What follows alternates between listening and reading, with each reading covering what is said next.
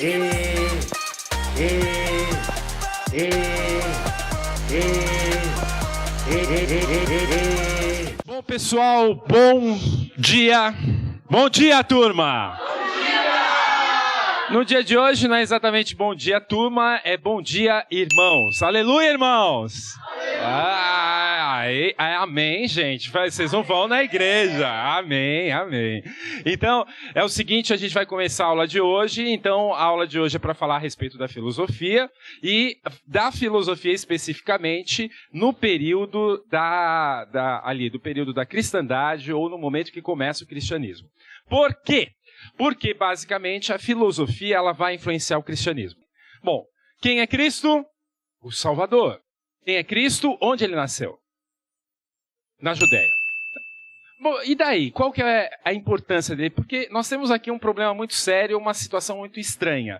A filosofia grega é uma filosofia, portanto, não religiosa, como a gente sabe, e nasceu numa civilização que tinha lá deidades que não eram parecidas com a deidade cristã, porque não era um deus apenas, e que não tinham absolutamente nada a ver com o cristianismo. Então, impressiona o fato, por exemplo, de que a filosofia depois vai conquistar Roma e vai conquistar toda a Europa. Como é que isso acontece? Porque a nossa tradição passa a ser a tradição grega e a tradição judaico-cristã, romana.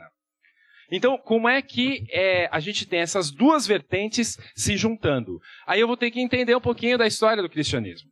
Jesus nasceu na Judéia. Ora, o que era a Judéia? Os judeus viviam ali na beira do Mediterrâneo e eles tinham uma cultura. Que tipo de cultura eles tinham? Era uma cultura, por exemplo, de um povo, não necessariamente nômade, mas eles cuidavam, por exemplo, de cabras, cabritos, etc. Era um povo tanto quanto rebelde e um povo desprezado pelos romanos. O que impressiona mais ainda, porque Jesus, sendo um judeu, ele deveria também ser desprezado pelos romanos. E como é que os romanos vão aceitar uma religião vinda da Judéia? Tudo bem? Esse é o nosso grande problema. Beleza? Aqui está Roma. Se vocês lembram, o Império Romano vai conquistando toda essa região ao redor do Mediterrâneo. E conquista também a Judéia. Qual era a visão que os romanos tinham dos judeus? A pior possível. Os romanos achavam um povo desgraçado, um povo nojento, um povo fedido. Achavam que eles eram místicos demais, estúpidos demais. E eles tinham raiva dos judeus porque os judeus se revoltavam constantemente contra os romanos. Eles fizeram várias revoltas contra os romanos. Então era uma província romana rebelde, dura de se lidar com essa província. Daí a gente tem que falar um pouquinho de Cristo. Quem que deve ser Cristo? Quem foi Cristo? E quem foi o responsável por tornar aquilo que Cristo ensinou, aqueles ensinamentos que conquistaram não só Roma, como depois a Europa inteira. Tá? Bom, Cristo deveria ser uma pessoa muito simples e que fazia uma pregação de uma ideia. Qual que é a ideia de Cristo? Amar ao próximo. Amar. Essa era a grande novidade do evangelho dele. E mais uma novidade muito importante. Todas as religiões que nós conhecemos, elas são dependentes, por exemplo, da nação ou do povo em que o indivíduo está. Então, há um vínculo muito forte entre nacionalidade, entre tradição, entre família e a religião a que eu pertenço. A grande novidade do cristianismo vai ser o seguinte: Jesus não determinava, por exemplo, que os seus ensinamentos devessem ser restritos a um grupo. Então era o seguinte, era para aceitar Jesus como Salvador, aceitar, portanto, o que ele estava propondo, que vinha de Deus, e se você aceitasse, independentemente da sua nação ou da sua condição, você estaria salvo. Essa grande novidade que a gente vai chamar de religião universal. Quando Jesus morre, há um discípulo que vai ser muito importante, que nem chegou a conhecer Jesus, que é o discípulo Paulo. O que Paulo vai fazer, e que vai ser muito importante, é misturar um pouco da filosofia ao cristianismo nascente. E aí eu vou ter uma religião muito mais complexa. Então a arquitetura da religião cristã é dada pelo apóstolo Paulo. E por que isso é tão importante? Porque, veja, se um romano não aceitaria uma religião tão, entre aspas, do ponto de vista dos romanos, primitiva. Agora, uma religião que tivesse elementos reconhecíveis dessa cultura, dessa tradição filosófica, porque os romanos, pelo menos da elite, eram extremamente sofisticados, bom, esses romanos aceitariam essa nova religião. O cristianismo vai conquistar Roma pelos... Lembra? Quem são os primeiros cristãos romanos? Escravos. E eles são escravos. É uma das maiores civilizações escravagistas. Roma tinha escravos, muitos escravos. E o que a religião cristã prometia? Salvação para quem? Para todos. Principalmente para os mais humildes, para os mais pobres. Então é uma religião que vai começar a se converter. E é um número bastante grande, portanto, de escravos que se convertem ao cristianismo. Depois dos escravos, então, é óbvio que a base de Roma começa a se tornar cristã e a gente começa, num primeiro momento, a perseguição aos cristãos em Roma.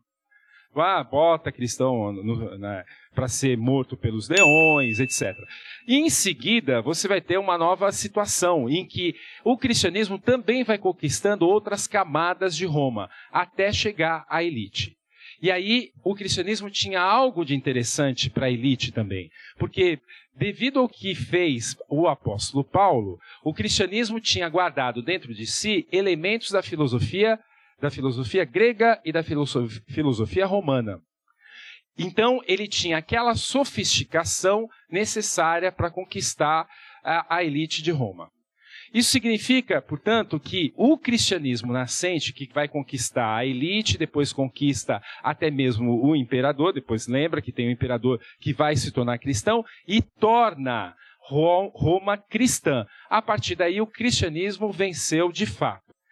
E o que nos interessa para a filosofia? Para a filosofia tem um detalhe muito interessante aí. Desde os pré-socráticos, ou desde lá de Sócrates, inclusive, a gente sabe que uma não se bica com a outra, não é verdade?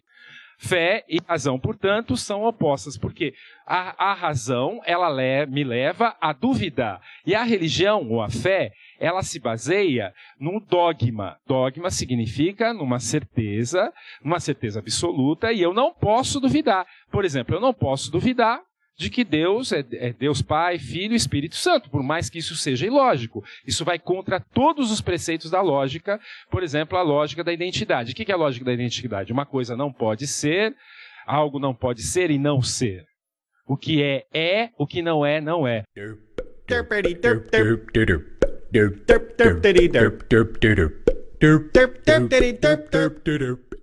E nesse caso, eu tenho, por exemplo, uma religião que tem determinados dogmas que são extremamente misteriosos e o que eu teria que aceitar apesar da razão. Então, eu tenho uma coisa muito estranha no cristianismo. Eu tenho, de um lado, a fé, o dogma, a crença, e do outro lado, eu tenho também a racionalidade.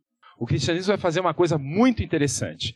O cristianismo vai conservar a racionalidade dentro dele. Eu não entendi a parte da razão dentro do cristianismo. Tem uma fala do Einstein, a ciência sem a religião é manca, a religião sem a ciência é cega. Isso no século XX. Tem a ver com essa experiência passada nessa época? Bom, então eu vou responder, Aninha. Né? E aí eu aproveito e respondo para o Leonardo também. Veja bem, fé e razão. Ficou claro, por exemplo, que a razão é oposta à fé? Ficou, né? Isso a gente lembra do momento que surgem lá os pré-socráticos. Os pré-socráticos vão começar a se opor à religião. Aliás, eles vão ser acusados disso. Sócrates vai ser morto porque dizem que Sócrates é contra a religião grega. Tá? Então, essa característica da religião, ela é muito forte. A religião se baseia nas tradições, na imaginação, nas narrativas, e a razão se baseia, portanto, em evidências e se baseia também no questionamento e na dúvida. Beleza? O que vai fazer o cristianismo? O cristianismo vai vai absorver parte dessa racionalidade e vai fazer algo muito interessante. Vai partir de um postulado, de uma ideia muito clara que está presente, eu acho, aí no Einstein, embora eu não conheça muito bem as ideias dele, mas é que é uma ideia de boa parte dos cientistas. Qual que é a ideia, digamos assim, do postulado do cristianismo? De que o Deus cristão, sendo perfeito, sendo magnífico, sendo o infinito, o excelente, e sendo perfeito, ele deve seguir as perfeições. Onde é que está a perfeição? Matemática. Então, Deus é o arquiteto, o matemático perfeito, por isso que ele é a garantia de que eu posso conhecer o universo. E por isso que, por exemplo, mais para frente, Descartes não vai abrir mão de Deus, Kant não vai abrir mão de Deus.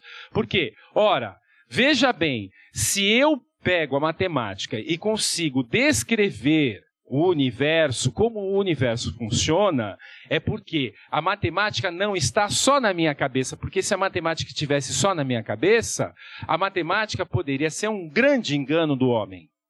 Mas para que eu tenha certeza de que aquilo que eu descubro como matemática sobre o mundo é verdadeiro, é porque a matemática está no mundo. E se a matemática é ordeira, eu preciso de alguém ordeiro. E esse alguém ordeiro, que é a perfeição, é Deus. Então, eu pego parte da filosofia, uma parte da filosofia que se baseia na matemática, etc., num universo que é perfeito. Posso utilizar, como a gente vai ver, vários autores cristãos, vários filósofos cristãos vão utilizar, por exemplo, Aristóteles ou Platão. Então, São Tomás de Aquino vai falar o seguinte, bom, Aristóteles dizia que o universo, para ter movimento, ele teve que ter movimento. Alguém deu movimento para ele. Quem deu movimento?